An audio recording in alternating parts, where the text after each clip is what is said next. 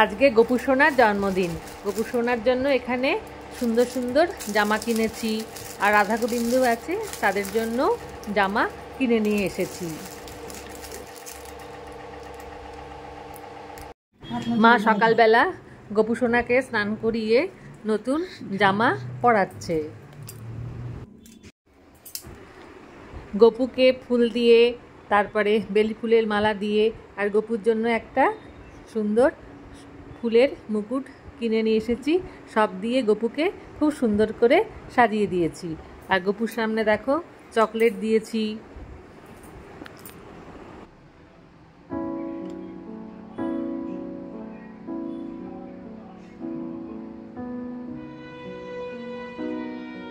জন্মাষ্টমী মানেই তালের বড়া। তালের বড়া এখানে আমি ভেজে রেখেছি। গোপুর সামনে লুচি দেব বলে এখানে গরম গরম লুচি ভাজছি।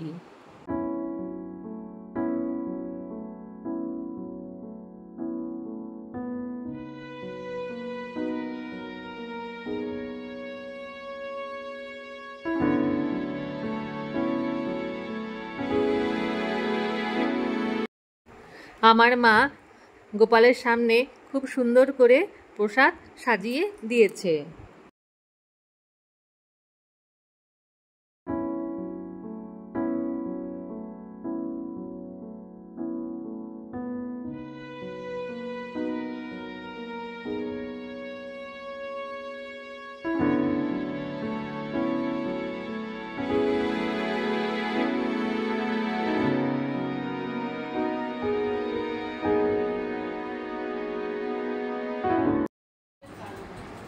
ছটা, 6:30টার সময় আমরা পুজোয় বসে গেলাম। এখানে আমি গোপালের ব্রত কথা পড়ছি। কংসাসুর নামে নরপতি, অহংকারে মত্ত হয়ে থাকি দিবারাত্রি। পৃথিবীর দুঃখ দশা দেখি শুলো পানি, ক্রোধেতে অধীর হয়ে কহে এই বাণী। দেবগণ চলো যাই ব্রহ্মার সকাশে, করিব উপায় আজি কংসের বিনাশে। টাইম দেওয়া আছে? হ্যাঁ। অনন্তর মহেশ্বর দেবগণে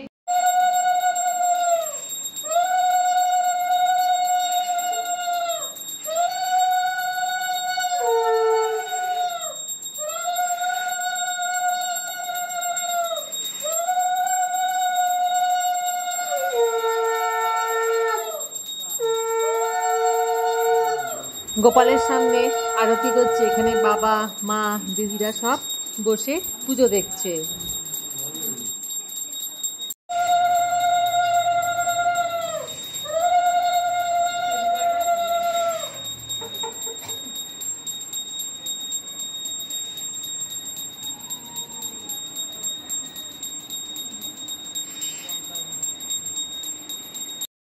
গোপালের পুজো শেষ হয়ে গিয়েছে। এইবার আমি সবার জন্য প্রসাদ বাড়ছি। তাহলে বন্ধুরা, আজকের ব্লগটা আমি এখানেই শেষ করছি। আবার খুব শীঘ্রই দেখা হবে পরবর্তী আরেকটা কোনো ব্লগে। আর তোমরা সবাই সুস্থ থেকো, ভালো থেকো, আর সবাই নিজেদের উপর খেয়াল রেখো। টাটা।